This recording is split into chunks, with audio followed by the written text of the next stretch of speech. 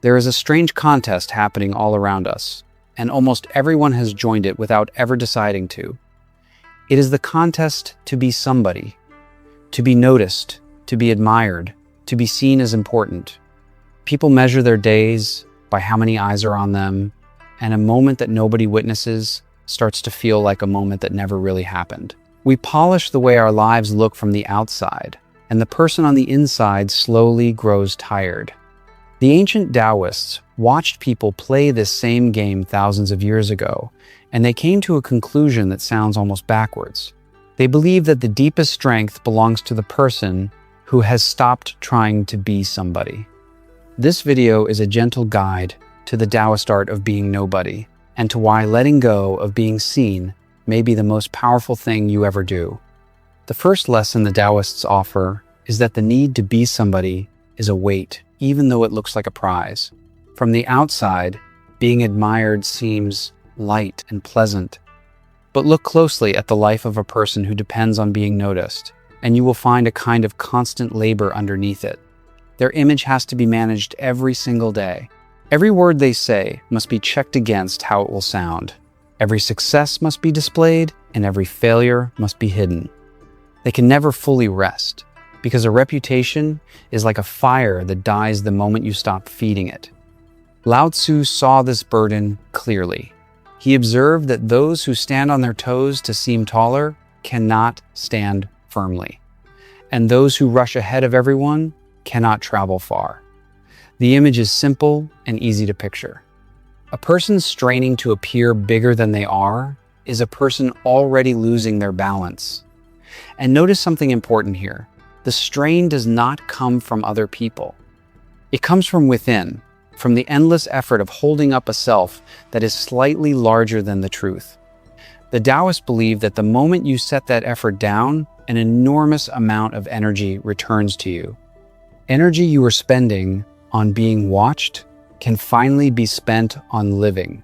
The second lesson is that being unseen gives you a freedom that famous and important people quietly envy. Think about what a person can do when nobody is watching them. They can try something new and fail at it without shame. They can change their mind without being called a hypocrite.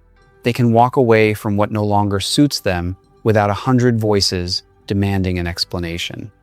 The person who is nobody moves through the world lightly, the way a traveler with a small bag moves faster than one dragging heavy cases. The Taoist texts return to this idea again and again through the image of water. Water is content to flow downward, to settle in the low places that everyone else looks down on and avoids. Nobody competes for the lowest ground, and yet precisely because water claims the place nobody wants, it gathers into rivers and seas, and in the end, all things flow toward it. Lao Tzu taught that the sea becomes the king of all streams because it lies below them. Power, in the Taoist view, does not sit at the top where everyone is fighting for a place. It rests quietly at the bottom, in the position nobody defends, where there is endless room and no struggle at all. When you stop needing the high position, every path becomes open to you, because you are no longer fighting anyone for anything. The third lesson is that the person who needs nothing from the crowd cannot be controlled by the crowd. This is the hidden cost of being somebody that few people ever count. The moment your happiness depends on applause, the audience owns a piece of you. They can raise you up with praise, and they can pull you down with a single unkind word. Your mood, your choices, even your opinions slowly begin to bend toward whatever keeps the approval flowing. You appear free, but you are actually held by 1,000 invisible strings. The old Taoist stories are full of sages who refused those strings. Rulers would send messengers offering them titles, wealth, and high office, and the sages would simply decline and go on fishing or farming or wandering wherever they pleased. These men were not being lazy, and they were not pretending to be humble. They had simply done the arithmetic that most people never do. They understood that everything the world offered them came with a rope attached, and that the reward was smaller than the freedom they would have to hand over in exchange. A person who wants nothing from you has a strange kind of authority. There is no lever left to pull on them, no button left to press. They cannot be bribed with praise or wounded by blame because their peace was never placed in anyone else's hands to begin with. The fourth lesson is that being nobody returns you to your real life. Here is the quiet tragedy of chasing importance. While you are busy being seen, you are not fully there in your own days. A meal becomes a photograph instead of a taste. A walk becomes a story to tell instead of the feeling of morning air. An achievement becomes an announcement instead of a private satisfaction. The audience swallows everything, and the person at the center of the performance is, strangely, the one who misses the show.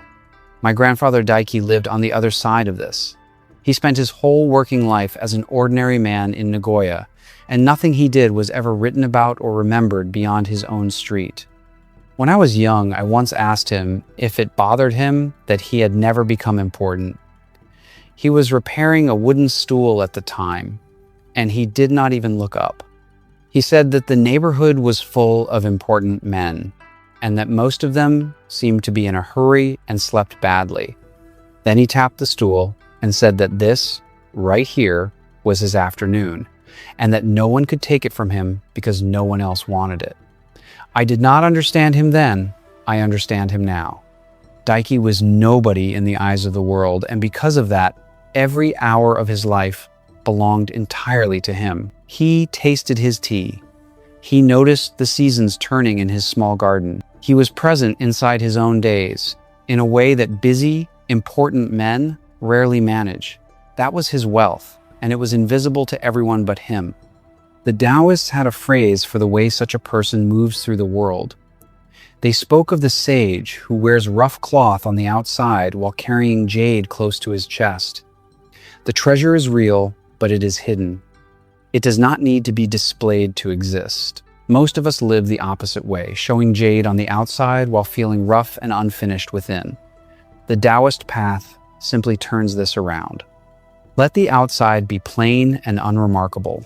Let the world walk past you without a second glance, and keep the treasure where it actually matters, on the inside, where no opinion can touch it. So what does it actually mean to practice being nobody?